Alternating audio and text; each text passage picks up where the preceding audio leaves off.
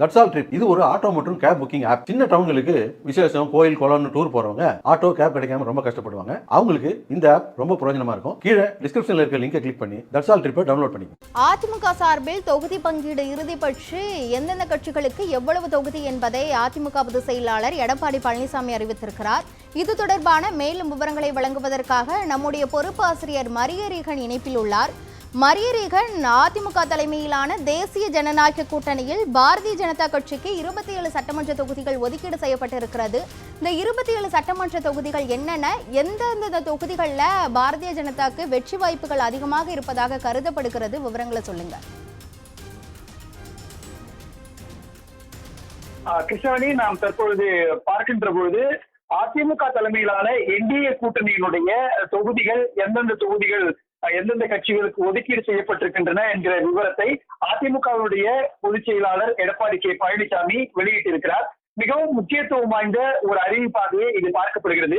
ஏனென்றால் 234 தொகுதிகளே இருக்கக்கூடிய தமிழ்நாட்டினுடைய சட்டப்பேரவையினுடைய இருக்கைகளில் பெரும்பாலான இருக்கைகளுக்கான யார் யார் எந்தெந்த கூட்டணியில் போட்டியிடுகிறார்கள் என்ற அறிவிப்பு வெளியிடப்பட்டிருக்கிறது. அதனுடைய அடிப்படையில் பாரதிய ஜனதா கட்சிக்கு மொத்தம் 27 தொகுதிகள் ஒதுக்கீடு செய்யப்பட்டிருக்கின்றன. அதில் மயிலாப்பூர், தளி, மொடக்குறிச்சி, உதகமண்டலம், அவிநாசி, திருப்பூர் தெற்கு, கோயம்புத்தூர் வடக்கு, கந்தர்வக்கோட்டை தனி தொகுதி, புதுக்கோட்டை, திருப்பத்தூர், மதுரை தெற்கு, சாத்தூர், திருச்செந்தூர், வாசுதேவநல்லூர், ராதாபுரம், நாகர்கோவில், விளவன்கோடு, ஆவடி, திருவண்ணாமலை, தஞ்சாவூர், திருவாரூர், அறந்தாங்கி, மானாமதுரை, ராமநாதபுரம், குளச்சல், பத்மநாபபுரம், ராசிபுரம் என்கிற இந்த 27 தொகுதிகளும் பாரதிய ஜனதா கட்சிக்கு ஒதுக்கீடு செய்யப்பட்டிருக்கின்றன. இதே போன்று தமிழ் மாநில காங்கிரஸ் கட்சியினுடைய விவரங்களாக பார்க்கும்பொழுது தமிழ் மாநில காங்கிரசுக்கு மொத்தம் 5 தொகுதிகள் ஒதுக்கீடு செய்யப்பட்டிருக்கின்றன. அதில் ராணிப்பேட்டை, கிள்ளியூர், கும்பகோணம், ஈரோடு, ஒட்டன்சத்திரம் என்பது மிகவும் பிரதானமான ஒரு தொகுதிகளாக தமிழ் மாநில காங்கிரசுக்கு ஒதுக்கீடு செய்யப்பட்டிருக்கிறது. மிகவும் கடினமான களமாக இருக்கக்கூடிய ஒரு தொகுதியாக இந்த தொகுதி 5 தொகுதிகள் பார்க்க வேண்டியிருக்கிறது. காரணம் என்னவென்றால் தமிழ்நாட்டினுடைய அரசியலில் மிக முக்கியமான அரசியல் ஆளுமைகள் இருக்கக்கூடிய ஒரு பகுதியாகவே இந்த தமிழ் மாநில காங்கிரசுக்கு ஒதுக்கப்பட்டிருக்கக்கூடிய இந்த 5 தொகுதிகள் இருக்கின்றன. குறிப்பாக ஒவ்வொரு தொகுதியாக எடுத்துக்கொண்டு பார்க்கின்ற பொழுது ராணிப்பேட்டை தொகுதியை தமிழ் மாநில காங்கிரசுக்கு ஒதுக்கி இருக்கிறார்கள் அதிமுக கூட்டணியில். அதில் ஆர் காந்தி இந்த தொகுதியுடைய தற்போதைய அமைச்சராக இருக்கின்றார். ஆர் காந்தி 2016, 2021 ஆகிய 2 சட்டமன்ற தேர்தல்களில் இங்கு போட்டியிட்டு வெற்றி பெற்றிருக்கின்றார். ராணிப்பேட்டைக்கு மிக அருகில் காட்பாடி இருப்பதனால் இந்த இடமும் துரைமுருகனுடைய கட்டுப்பாட்டில் வரும். ஏற்கனவே ஆர் காந்தி அதே போன்று துரைமுருகன் ஆகியோர் இருவரும் சேர்ந்து இந்த வேலூர், ராணிப்பேட்டை, திருப்பத்தூர் உள்ளிட்ட இந்த மாவட்டங்களினுடைய பொறுப்பு அமைச்சராக இருக்கக்கூடிய பட்சத்தில் இந்த இடமும் தமிழ் மாநில காங்கிரசுக்கு தற்பொழுது ஒதுக்கீடு செய்யப்பட்டிருக்கிறது. 2016, 2021 என்று 2 முறை கோலோச்சி இருக்கக்கூடிய காந்தியை தமிழ் மாநில காங்கிரஸ் கட்சியினுடைய வேட்பாளர் யார் வீழ்த்தப் போகிறார் அல்லது இங்கு யார் அறிவிக்கப்பட இருக்கின்றார்கள் என்பது மிகவும் பிரதானமாக பார்க்க வேண்டியிருக்கிறது. மிக அடுத்ததாக இருக்கக்கூடிய மிக முக்கியமான தொகுதியாக பார்க்க வேண்டியிருக்கிறது கும்பகோணம். தஞ்சாவூர் மாவட்டத்தில் இருக்கக்கூடிய கும்பகோணம் சட்டமன்ற தொகுதியும் திமுக இருக்கக்கூடிய ஒரு தொகுதியாக இருக்கிறது. இங்கு 1996, 2001, 2006, 2011, 2016, 2021 ஏறக்குறைய 6 சட்டமன்ற தேர்தல்களில் தொடர்ச்சியாக திமுகவே வெற்றி பெறக்கூடிய ஒன்றாக இருக்கிறது. இந்த இடத்தில் நாம பார்க்கும்பொழுது 2011 2021 வரை நடந்த இந்த 3 தேர்தல்களில் சாக்கோட்டை அன்பழகன் தான் இங்கு மிக முக்கியமான வேட்பாளராக இருக்கிறார். ஏறக்குறைய ஒரு அசைக்க முடியாத ஒரு பகுதியாக திமுகவினுடைய கோட்டையாகவே இந்த கும்பகோணம் சட்டமன்ற தொகுதி இருக்கிறது. கும்பகோணத்திற்கு அடுத்து தமிழ் மாநில காங்கிரஸ் பிரதானமாக போட்டியிடக்கூடிய ஒரு தொகுதியாக ஈரோடு மேற்கு தொகுதி இருக்குது கிருஷ்ணவேணி. இந்த ஈரோடு மேற்கு தொகுதியில் அமைச்சர் முத்துசாமி தான் தற்பொழுது அங்கு இருக்கின்றார். ஈரோடு மேற்கு தொகுதியை பொறுத்தவரை 1996 இருந்து இந்த இடம் திமுகவினுடைய எம்.கே.கி. பெரியசாமியினுடைய வசம் இருந்தது.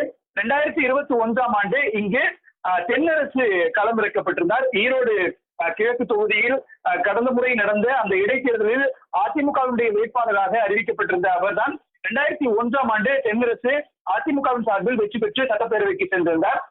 2006 ஆண்டு நடந்த சட்டப்பேரவை தேர்தலில் எம்.கே.பி. ராஜா இந்த தொகுதியினுடைய திமுக வேட்பாளராக நிறுத்தப்பட்டு வெற்றி பெற்றார். 2011 ஆண்டு அதிமுக வசம் மீண்டும் இந்த ஈரோடு மேற்கு தொகுதியானது வந்தது. கே.வி. ராமலிங்கம் அதிமுகவினுடைய வேட்பாளராக நிறுத்தப்பட்டு வெற்றி பெற்றார். 2016, 2021 ஆகிய அடுத்தடுத்து நடந்த 2 சட்டப்பேரவை தேர்தல்களும் கூட தற்பொழுது அமைச்சராக இருக்கக்கூடிய முத்துசாமியினுடைய கோட்டையாக இது மாறி இருக்கிறது. ஈரோடு, குறிப்பாக மேற்கு மண்டலம், மேற்கு தமிழ்நாடு என்பது பெரும்பாலும் அதிமுகவினுடைய வலுவாக இருக்கக்கூடிய ஒரு பின்னணியை கொண்ட ஒரு களமாக இருக்கிறது. இருப்பினும் கூட சில இடங்களில் திமுக வெற்றி பெறக்கூடிய களமாக இருக்கிறது. அதனுடைய அடிப்படையில் ஈரோடு மேற்கு என்பது முத்துசாமி அமைச்சர் அவருடைய ஒன்றாக இருக்கிறது. இதே போன்று ஒட்டஞ்சத்திரம் சட்டமன்ற தொகுதி தமிழ் மாநில காங்கிரசுக்கு ஒதுக்கப்பட்டிருக்கிறது. ஒட்டஞ்சத்திரம் மிகவும் கடுமையான ஒரு போட்டி களம் நிறைந்த ஒன்றாக பார்க்கப்படுகிறது. காரணம் என்னவென்றால் 1996, 2001, 2006, 2011, 2016, 2021 என்று தொடர்ச்சியாக 6 முறை இந்த தொகுதியினுடைய வேட்பாளராக நிறுத்தப்பட்டு சக்கரபாணி தான் இந்த தொகுதியில் தற்போது அமைச்சராக இருக்கக்கூடிய சக்கரபாணி தான் ஒட்டஞ்சத்திரத்தினுடைய வலுவான திமுகவினுடைய வேட்பாளராக கடந்த காலத்தில் இருந்தால், இந்த தற்பொழுது திமுக சார்பில் விருப்ப மனு கொடுக்கப்பட்டிருந்த அந்த விருப்ப மனுவில் கூட ஒட்டஞ்சத்திரத்திலிருந்து ஒருவர் கூட அங்கு போட்டியிடுவதற்கான விருப்பத்தை தெரிவிக்கவில்லை. எனவே ஒட்டஞ்சத்திரம் என்பது வலுவான சக்கரபாணி வலுவூன்றி இருக்கக்கூடிய ஒரு பகுதியாகவே பார்க்கப்படுகிறது. இந்த இடமும் தற்பொழுது தமிழ் மாநில காங்கிரசுக்கு ஒதுக்கப்பட்டிருக்கிறது. தமிழ்நாட்டினுடைய 234 தொகுதிகளுக்கான இந்த வேட்பாளருடைய பட்டியலில் மிகவும் முக்கியமான பல இடங்கள் பார்க்கப்பட வேண்டியிருக்கிறது. இதே போன்று நாம் சில தொகுதிகளை அமமுகவுக்கு ஒதுக்கப்பட்டிருக்கக்கூடிய அந்த 11 சட்டமன்ற தொகுதிகளுடைய விவரங்களை பார்க்கின்ற பொழுது அதுவும் மிகவும் கடுமையான போட்டி நிறைந்த ஒரு களமாகவே பார்க்கப்படுகிறது. காரணம் என்னவென்றால் சைதாப்பேட்டை அப்படி என்பது பாட்டாளி மக்கள் கட்சிக்கு 18 சட்டமன்ற தொகுதிகள் ஒதுக்கீடு செய்யப்பட்டிருக்கிறது. அதுல நம்ம பார்த்தோம்னா கீழ்வேளூர், காட்டுமன்னார் கோயில் தனி தொகுதியா ஒதுக்கீடு செய்யப்பட்டு இருக்கிறது. அந்த தனி தொகுதிகளில் பாமகவுக்கு எந்த அளவுக்கு வெற்றி வாய்ப்புகள் இருக்கிறது? மீதமுள்ள 16 சட்டமன்ற தொகுதிகளில் பாமகவுக்கு எந்த அளவுக்கு ஆதரவு இருக்குது? நீங்கள் கூறியதை போன்று பாட்டாளி மக்கள் கட்சி போட்டியிடக்கூடிய முக்கியமான 18 சட்டமன்ற தொகுதிகளாக பிரதானப்படுத்தப்பட்டிருப்பது சேலம், தர்மபுரி, பெண்ணாகரம், விக்கிரவாண்டி, சோளிங்கர், மயிலாடுதுறை, திருப்போரூர், உத்திரமேரூர், ஜெயங்கொண்டம், பொருளூர், செஞ்சி, விருத்தாச்சலம், ரிஷிவந்தியம், காட்டுமன்னார் கோவில், கீழ்வேலூர், பெரம்பூர், அதே மாதிரி சேலம் வடக்கு, அம்பத்தூர், இந்த 18 தொகுதிகள் பாட்டாளி மக்கள் கட்சிக்கு ஒதுக்கீடு செய்யப்பட்டிருக்கிறது. பாட்டாளி மக்கள் கட்சி வலுவாக இருக்கக்கூடிய பகுதிகளையே கணக்கீடு செய்து அதனுடைய அடிப்படையில் மட்டுமே பாட்டாளி மக்கள் கட்சிக்கான வேட்பாளர்கள் அறிவிக்கப்பட்டிருக்கிறார்கள். குறிப்பாக தர்மபுரி என்பது தர்மபுரி, இந்த பெண்ணாகரம் அப்படி என்பது பாட்டாளி மக்கள் கட்சியினுடைய வலுவான கோட்டையாகவே பார்க்கப்படுகிறது. 2014ஆம் ஆண்டு நடந்த நாடாளுமன்ற தேர்தலில் தர்மபுரி நாடாளுமன்ற தொகுதியில் இருந்துதான் அன்புமணி ராமதாஸ் நாடாளுமன்றத்திற்கு தேர்வாகியிருந்தார். 2014ஆம் ஆண்டு நடந்த நாடாளுமன்ற தேர்தலில் மொத்தம் தமிழ்நாடு, பாண்டிச்சேரியை சேர்த்து 40 தொகுதிகளில் 2 தொகுதிகளில் மட்டும்தான் மற்ற கட்சிகள் சேர்த்தன. அப்பொழுது பாரதிய ஜனதா கட்சியினுடைய வேட்பாளராக கன்னியாகுமரி நாடாளுமன்ற தொகுதியில் பொன் ராதாகிருஷ்ணனும், 2014ஆம் ஆண்டு தர்மபுரி நாடாளுமன்ற தொகுதியில் அன்புமணி ராமதாசும் ஜெயித்தார்கள். ஏறக்குறைய தர்மபுரி, பெண்ணாகரம் என்பது பாட்டாளி மக்கள் கட்சியினுடைய கோலோச்சக்கூடிய ஒரு களமாக இருக்கிறது. தற்பொழுது அதிமுக கூட்டணியில் இடம்பெற்றிருக்கக்கூடிய பாட்டாளி மக்கள் கட்சிக்கு தர்மபுரி சட்டமன்ற தொகுதியும் பெண்ணாகரமும் அவர்களுக்கு கொடுக்கப்பட்டிருக்கிறது. எனவே இதில் அவர்களுக்கு பிரகாசமான ஒரு வலுவான பின்னணி இருப்பதாகவே பார்க்கப்படுகிறது. ஏனென்றால் தர்மபுரியினுடைய கடந்த எம்பியாக இருந்த செந்திலுக்கு அதிமுகவினுடைய திமுகவினுடைய தலைமையில் முரண்பாடு இருப்பதாகவும் அங்கு அதிருப்தி நிலவக்கூடிய ஒரு பின்னணியில் இருக்கக்கூடிய இதெல்லாம் இவற்றை தற்போது இவர்கள் சாதகமாக பயன்படுத்துவார்களா என்று பார்க்கப்பட வேண்டியிருக்கிறது. இதோடு மட்டுமில்லாமல் கேடி அன்பழகனுடைய களமாக தர்மபுரி, கிருஷ்ணகிரி உள்ளிட்ட பகுதிகள் இருக்கிறது. அந்த அடிப்படையில் பார்க்கின்ற பொழுது கேடி அன்பழகன், டாக்டர் அன்புமணி ராமதாஸ் என்கிற இந்த கெமிஸ்ட்ரி ஒர்க் அவுட் ஆகி அதன் மூலமாக பாட்டாளி மக்கள் கட்சிக்கு இந்த தொகுதி வருமா என்று பார்க்கப்பட வேண்டியிருக்கிறது.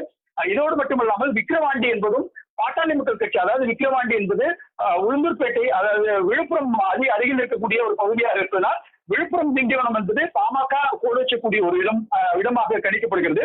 கடந்த முறை நடைபெற்ற அந்த விக்கிரவாண்டி இடைத்தேர்தலில் கூட பாட்டாளி மக்கள் கட்சியினுடைய சார்பில் வேட்பாளர்கள் முன்னிறுத்தப்பட்டார்கள். அதிமுக அந்த இடைத்தேர்தலில் போட்டியிடவில்லை. அந்த அடிப்படையில் விக்கிரவாண்டியம் என்பதும் அவர்களுடைய முக்கியமான பகுதியாக இருக்கிறது. மயிலாடுதுறை என்பது காங்கிரஸ் கட்சியினுடைய வசம் இருக்கக்கூடிய ஒரு பகுதியாக இருக்குது. காங்கிரஸ் கட்சியினுடைய சுதா தான் தற்போது நாடாளுமன்றத்தினுடைய உறுப்பினராக இருக்கின்றார். எனவே இந்த இடத்தில் காங்கிரஸ் வெர்சஸ் பாமக என்கிற ஒரு களமானது உருவாகும். திருப்போரூர் என்பது கடந்த முறை தற்போதைய திருப்போரூருடைய எம்எல்ஏவாக எஸ் பாலாஜி இருக்கிறார். விடுதலை சிறுத்தைகள் கட்சியினுடைய எஸ் பாலாஜி தான் தற்போது திருப்போரூரினுடைய எம்எல்ஏவாக இருக்கிறார். இங்கே பாமகவுக்கு ஒதுக்கப்படுகின்ற பட்சத்தில் விசிக வெர்சஸ் பாமக என்கிற ஒரு களமானது கடுமையான ஒரு களத்தை உருவாக்கும் என்று சொல்லப்படுகிறது. ஜெயங்கொண்டம் சட்டமன்ற தொகுதியும் மிகவும் உன்னிப்பாக பார்க்கப்பட வேண்டிய ஒரு சட்டமன்ற தொகுதியாக இருக்கிறது. ஏனென்றால் அரியலூர், ஜெயங்கொண்டம் உள்ளிட்ட பகுதிகளில் விடுதலை சிறுத்தைகள் கட்சியினுடைய வாக்கு வங்கி அதிகமாக இருக்கிறது. அதே போன்று பாட்டாளி மக்கள் கட்சியினுடைய வாக்கு வங்கியும் அதிகமாக இருக்கிறது. கடந்த முறை ஜெயங்கொண்டம் சட்டமன்ற தொகுதியினுடைய வேட்பாளராக பாமக சார்பாக வழக்கறிஞர் பாலு முன்னிலைப்படுத்தப்பட்டார். சில ஆயிரம் வாக்குகளினுடைய வித்தியாசத்தில் தான் வழக்கறிஞர் பாலு பாமகவின் சார்பாக தோல்வியை தழுவினார். இந்த இடத்தில் மீண்டும் அவர்களுக்கு ஒதுக்கப்பட்டிருக்கின்ற பொழுது அங்கும் ஒரு நெக் டு நெக் ஃபைட்டாக இருக்கும் என்றுதான் பார்க்கப்படுகிறது. செஞ்சி சட்டமன்ற தொகுதி என்பது முக்கியமான ஒரு சட்டமன்ற தொகுதியாக இருக்கிறது. காரணம் என்னவென்றால் தற்பொழுது அமைச்சராக இருக்கக்கூடிய செஞ்சி மஸ்தானுடைய தொகுதி செஞ்சி.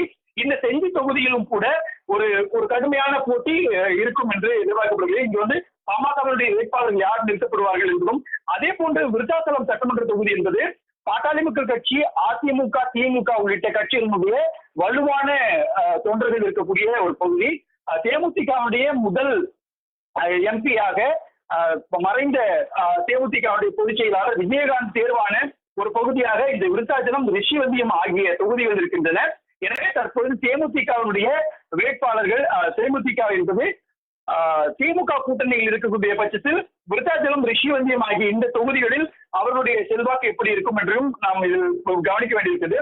ரிஷிவந்தியம் சட்டமன்ற தொகுதியுடைய பொறுப்பாளராக வசந்தம் கார்த்திகேயன் இருக்கின்றார். ஏறக்குறைய ரிஷிவந்தியம், கள்ளக்குறிச்சி உள்ளிட்ட பகுதியுடைய பொறுப்பாளராக திமுகவுடைய வசந்தம் கார்த்திகேயன் இருப்பதனால், அதோடு மட்டுமல்லாமல் அதே போன்று முன்னாள் உயர்கல்வித்துறை அமைச்சர் பொன்முடியினுடைய கட்டுப்பாட்டிலும் இது இருக்கிறது. ரிஷிவந்தியத்தில் வசந்தம் கார்த்திகேயனை வீழ்த்திவிட்டு வேறு யார் பாமகவினுடைய வேட்பாளர்கள் இங்கு கோலுச்சுவார்கள் என்றும் பார்க்க வேண்டியிருக்கிறது. அதோடு முக்கியமான ஒரு தொகுதியாக காட்டுமன்னார் கோவில் சட்டமன்ற தொகுதி இருக்கிறது. இது தனி தொகுதியாக பார்க்கப்படுகின்ற நேரத்தில் கடலூர் மாவட்டம் காட்டுமன்னார் கோவிலில் இருக்கக்கூடிய இந்த தொகுதி பாமக விசிக இடையிலான கடுமையான போட்டி இருக்கும் என்று கருதப்படுகிறது. காரணம் என்னவென்றால் காட்டுமன்னார் கோவில் சட்டமன்ற தொகுதியினுடைய தனி தொகுதி என்பது அங்கு பட்டியல் சமூகத்தை சேர்ந்தவர்கள் தான் பிரதிநிதித்துவப்படுத்துவார்கள். கடந்த காலங்களில் காங்கிரஸ் கட்சியினுடைய கோட்டையாகவே பார்க்கப்படுகிறது. காங்கிரஸ் கட்சியினுடைய முன்னாள் மாநில தலைவர் அழகிரி KS ஆரியருடைய ஆதரவாளர்கள் தான் கடந்த சில ஆண்டு நடைபெற்ற அந்த சட்டமன்ற தேர்தலில் வல்லன் பெருமாள் தான் இந்த காட்டுமன்னார் கோவிலுடைய சட்டமன்ற தொகுதியினுடைய வேட்பாளராக வெற்றி பெற்றிருந்தார். அதற்கு முன்பாக இளைய பெருமாள் உள்ளிட்டவர்களுடைய செல்வாக்கு என்பது காட்டுமன்னார் கோவில் சட்டமன்ற தொகுதியில் இருக்கும். தற்பொழுது கடந்த சில ஆண்டுகளாகவே விடுதலை சிறுத்தைகள் கட்சியினுடைய வேட்பாளர்களுக்கான தொகுதியாக இது மாறி இருக்கிறது. குறிப்பாக தற்பொழுது இந்த காட்டுமன்னார் கோவிலினுடைய தனித்தொகுதியினுடைய சட்டமன்ற உறுப்பினராக விடுதலை சிறுத்தைகள் கட்சியினுடைய சிந்தனை செல்வன் இருக்கின்றார். இதற்கு முன்பாக ரவிக்குமார் இருந்தார். அதற்கு முன்பாக திருமாவளவனும் இந்த காட்டுமன்னார் கோவிலுடைய முக்கியமான அரசியல் அடையாளமாக பார்க்கப்படுகிறது. அதிமுகவை பொறுத்தவரை முருகுமாறன் அப்படின்ற ஒரு வேட்பாளர் தான் காட்டுமன்னார் கோவிலுடைய முக்கியமான ஒரு வேட்பாளராக இருக்கிறார். எனவே ஒட்டுமொத்தமாக பாட்டாளி மக்கள் கட்சிக்கு ஒதுக்கப்பட்டிருக்கக்கூடிய இந்த பகுதி என்பது மிகவும் டஃபஸ்ட் ஃபைட்டாக இருக்கக்கூடிய ஒரு களமாக இருக்கிறது. காரணம் என்னவென்றால் விடுதலை சிறுத்தைகள் கட்சி வெர்சஸ் பாமக என்கிற கார்பரேஷனுடைய அடிப்படையில் தான் இந்த தொகுதியானது நிறைவேற்றப்பட்டிருக்கிறதா என்பதையும் பார்க்க வேண்டியிருக்கிறது. என்றால் கீழ்வேலூர், பெரம்பூர், குன்னம் இந்த பகுதிகளும், ஜெயங்கொண்டம், உத்திரமேரூர், திருப்பூர், மயிலாடுதுறை, சோளிங்கர், விக்கிரவாண்டி இந்த பகுதிகள் எல்லாமே பட்டியல் சமூகத்து மக்களுக்கும் வன்னியர் சமூகத்து மக்களுக்குமான வாக்கு வங்கி திரட்சியாக இருக்கக்கூடிய பகுதியாக இருப்பதனால் களம் என்பது பாட்டாளி மக்கள் கட்சிக்கும் விடுதலை சிறுத்தைகள் கட்சிக்கும் ஒரு வலுவான போட்டி இருக்கக்கூடிய பகுதியாகவே இருக்குது. கிருஷ்ணவேணி, மரியரீகன் அம்மா மக்கள் முன்னேற்ற கழகத்திற்கு 11 சட்டமன்ற தொகுதிகள் ஒதுக்கப்பட்டிருக்கிறது. அதுல பெரியகுளம், பூந்தமல்லி, ஒட்டப்பிடாரம் தனி தொகுதிகளாக ஒதுக்கீடு செய்யப்பட்டிருக்கிறது. இப்போ பெரியகுளத்தை பொறுத்தவரை அம்மா மக்கள் முன்னேற்ற கழகத்திற்கு எந்த அளவுக்கு வெற்றி பிரகாசமாக இருக்கிறது? எந்தெந்த தொகுதிகளில் அம்மா மக்கள் முன்னேற்ற கழகத்திற்கு வெற்றி வாய்ப்பு இருக்கிறது? கிருஷ்ணவேணி, இது நம்ம அமமுகவினுடைய இந்த வேட்பாளர்களுடைய அந்த விவரங்களை பார்க்கின்ற பொழுது மிகவும் நெருக்கடி மிகுந்த ஒரு பகுதியாகத்தான் இந்த 11 சட்டமன்ற தொகுதிகளும் இருக்கின்றன. குறிப்பாக அமமுகவினுடைய கட்சிக்கு பெரியகுளம் தனி தொகுதியும், மன்னார்குடி, திருவையாறு, காரைக்குடி, திருப்பத்தூர், நாங்குநேரி, ஒட்டப்பிடாரம், திருச்சிராப்பள்ளி மேற்கு, சைதாப்பேட்டை, பூந்தமல்லி தனி தொகுதி, மடத்துக்குளம் அப்படின்ற 11 தொகுதிகள் கொடுக்கப்பட்டிருக்கின்றன. இதில் திமுகவினுடைய வேட்பாளர்களையும் அமைச்சர்களையும் நேரடியாகவே அமமுக வேட்பாளர்கள் களமிருந்து போட்டியிடுகின்ற ஒரு சூழலாகவே இருக்கிறது. நாம் ஒவ்வொரு தொகுதியாக விரிவாக எடுத்து பார்க்கின்ற போது இந்த தொகுதியில் மொத்தம் 3 முக்கியமான அமைச்சர்கள் இருக்கின்றார்கள். குறிப்பாக பார்க்க வேண்டும் என்றால் மன்னார்குடி தற்பொழுது திமுகவினுடைய நாடாளுமன்ற உறுப்பினராக இருக்கக்கூடிய TR பாலுவினுடைய மகனும் தற்பொழுது தமிழ்நாட்டினுடைய அமைச்சர்கள் இருக்கக்கூடிய TR ராஜா வெற்றி பெற்ற ஒரு பகுதியாகவே இந்த மன்னார்குடி சட்டமன்ற தொகுதி இருக்கிறது. இந்த மன்னார்குடிக்கு அமமுகவை ஒதுக்கி இருக்கிறார்கள். எனவே இங்கு நெக் டு நெக் சைட்டாக இருக்கும். அதோடு மட்டுமல்லாமல் மன்னார்குடி என்பது TT விஜயநகரனுடைய தாய்மண் போன்றுதான் பார்க்கப்பட வேண்டிய ஒன்றாக இருக்கிறது. ஏனென்றால் மன்னார்குடி, தஞ்சாவூர் இந்த பகுதியில் இருக்கக்கூடிய இதுதான் சசிகலாவாகட்டும் அல்லது TT விஜயநகரனுடைய தாய்மண் என்று பார்க்கப்படுகின்ற போது தற்பொழுது இங்கே TR ராஜா இருக்கக்கூடிய பின்னணியில் மன்னார்குடி என்பது மிகவும் முக்கியமான ஒரு பகுதியாகவே கடும் ஒரு பகுதியாகவே பார்க்கலாம். அதுக்கு அடுத்தபடியாக காரைக்குடி சட்டமன்ற தொகுதியினுடைய நிலவரங்களை எடுத்து பார்க்கின்ற போது கடந்த முறை இந்த காரைக்குடி 2021ஆம் ஆண்டு நடந்த சட்டப்பேரவை தேர்தலில் NDA கூட்டணிக்கு இந்த தொகுதியானது ஒதுக்கப்பட்டது.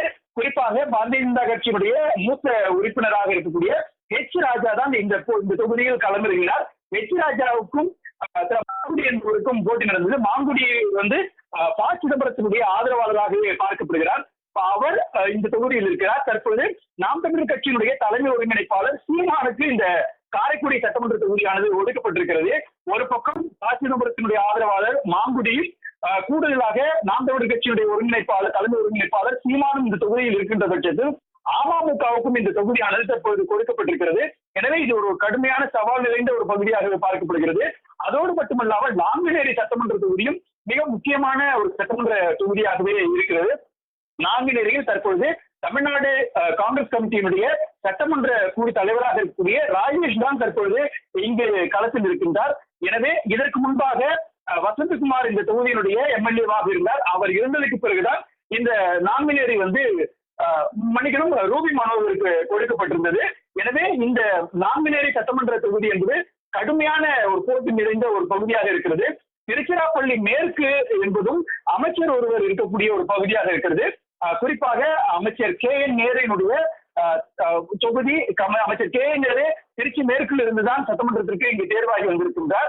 எனவே KN நேருவை எதிர்த்து களமிறங்கக்கூடிய அந்த அமமுகவுடைய வேட்பாளர் யார் என்கிற எதிர்பார்ப்பும் இருக்கிறது. இதே போன்று சைதாப்பேட்டை தொகுதியும் தற்போது சுகாதாரத்துறை அமைச்சராக இருக்கக்கூடிய மா. சுப்பிரமணியன் இருக்கக்கூடிய ஒரு களமாக இருக்கிறது. எனவே மிகவும் குறிப்பாக சொல்ல வேண்டும் என்றால் மன்னார்குடி, திருச்சிராப்பள்ளி, சைதாப்பேட்டை என்கிற 3 தொகுதி அமைச்சர்கள் இருக்கக்கூடிய தொகுதியும் நாம் தமிழர் கட்சியினுடைய தலைமை ஒருங்கிணைப்பாளர் சீமான் போட்டியிடக்கூடிய காரைக்குடி தொகுதி என்று ஒரு முக்கியமான 4 தொகுதிகளினுடைய டஃப் அண்ட் டஃபஸ்ட் ஃபைட்டாக இந்த அமமுகவினுடைய தொகுதியானது ஒதுக்கப்பட்டிருக்கிறது. இதில் எப்படி அவர்கள் செல்வாக்கு செலுத்துவார்கள் என்று பார்க்க வேண்டியிருக்கிறது.